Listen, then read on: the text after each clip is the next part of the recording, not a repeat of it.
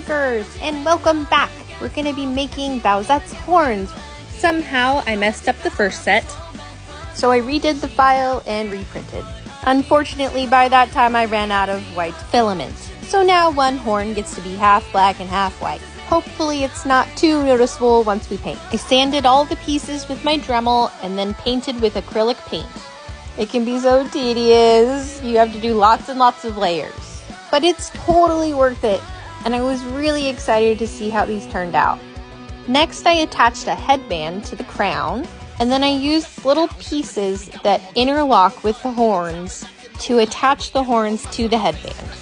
This was a bit tricky because it did not want to stay on the headband. I used hot glue and some ribbon, and it seemed to stay on okay. And here's the finished look. Peaches, peaches, peaches, peaches, peaches, peaches, peaches, peaches, peaches, peaches, I love